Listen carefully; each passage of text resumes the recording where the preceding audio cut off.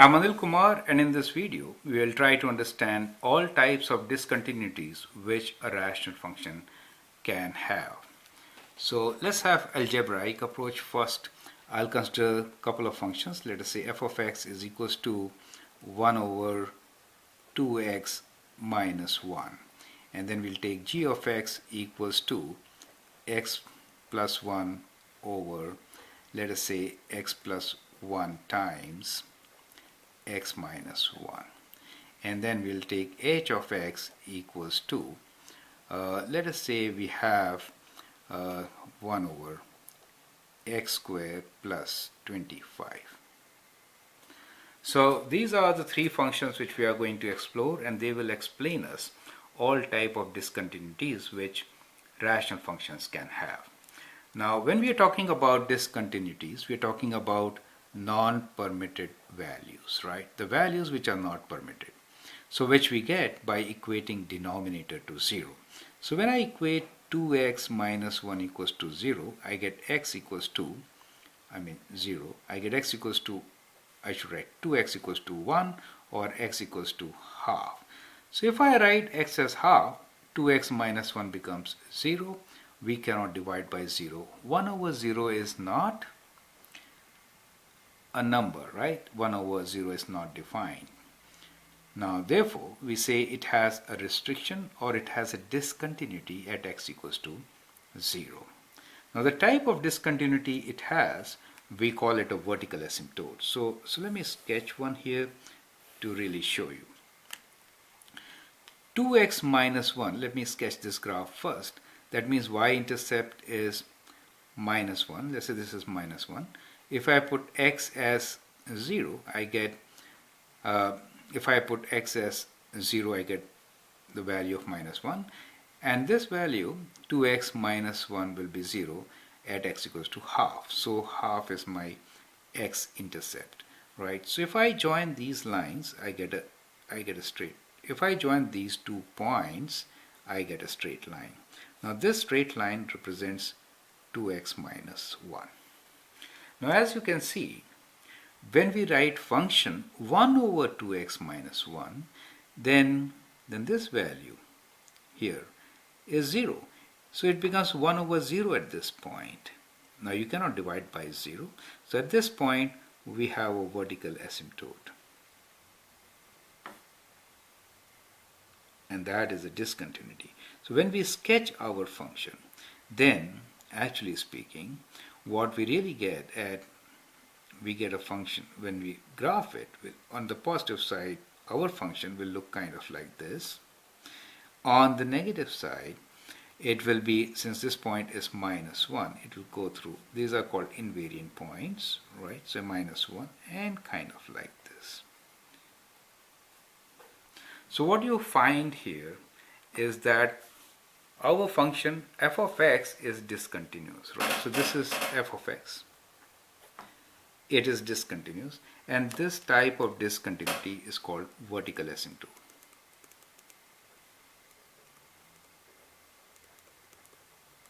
So in a vertical asymptote, whenever you're approaching a function, at this we are approaching a function at x equals to 2, so that is the value of x. So as x approaches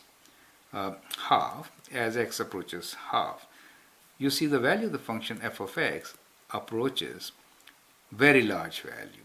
So if you are approaching from the positive side, that means the right side, you're approaching positive infinity. But if you are approaching half from the negative side, in that case f of x is approaching negative infinity. Either way, what you observe here is that f of x is not defined, and therefore it is, we write it's a restriction that x is not equal to half, right? That is called restriction. And the type of discontinuity is a vertical asymptote. I hope that is clear, correct? So that is a vertical asymptote. Now let's get back to the second question. So second example for us is g of x, which is equal to x plus 1 over x plus 1 divided by x minus 1.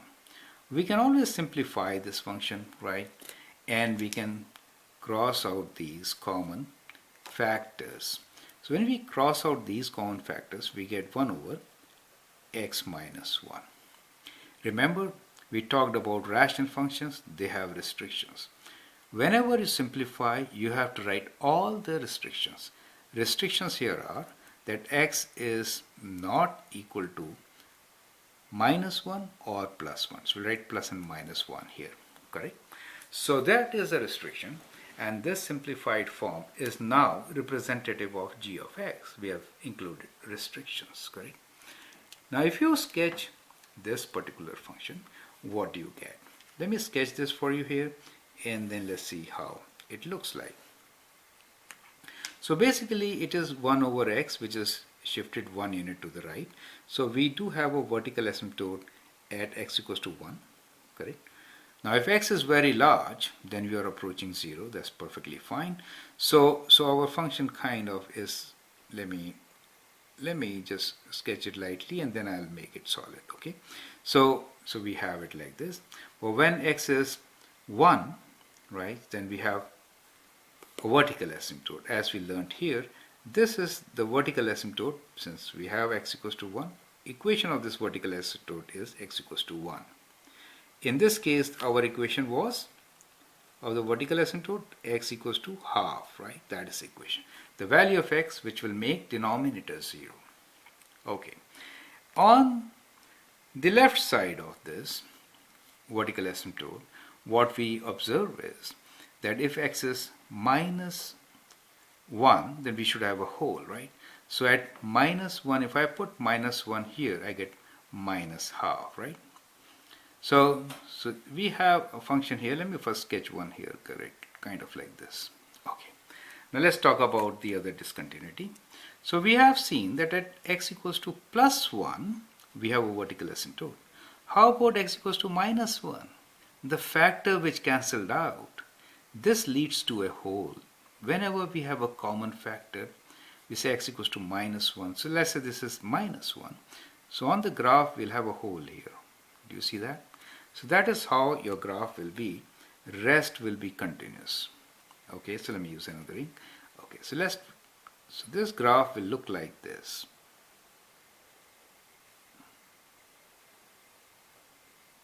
So that is how g of x is going to be. So here what you learned is that if we have a common factor in numerator and denominator, so what we get here is a hole, right? Hole. And when do we get it? When we have a common factor in numerator and denominator. Then we get a hole. Do you understand? So that is second type of discontinuity. So we could have vertical asymptote, we could have holes, right? And the third type of discontinuity is no discontinuity at all. So the last function, which is h of x, let me sketch that one for you also. Now here in this h of x, if we try to write, let us say, x square plus 25, if you equate to 0, we get x square equals to minus 25. Now square of a number is always positive, right? So we cannot get any discontinuity here. There's no value which will make denominator 0, right? So non-permissible values are none in this particular case. Do you understand? If you graph the function which is x squared plus 25, you'll kind of get a graph like this. This is x squared plus 25.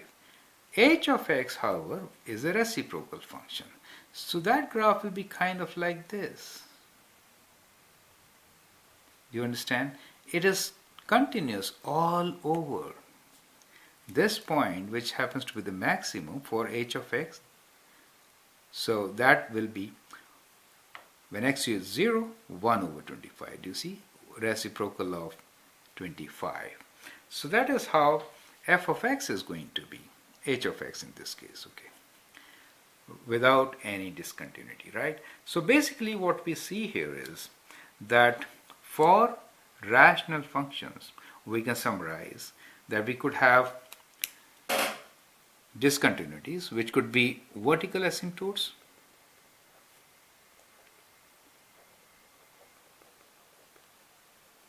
or we could have wholes, or no discontinuity at all, or none. They could be continuous also, right? So sometimes, students have impression as if rational functions is associated with discontinuity. Well, not always, right? So we have many examples where rational functions are continuous, they're not at all discontinuous, correct? And if they have discontinuity, either it is a whole or a vertical asymptote. Whole results when we have a common factor in numerator and denominator, just given here, and if we do not have a common factor in the numerator of the denominator, then denominator is 0, gives rise to a vertical asymptote at that value of x, and that value of x is not permitted. That is how we can summarize. I hope it makes things absolutely clear. Thank you and all the best.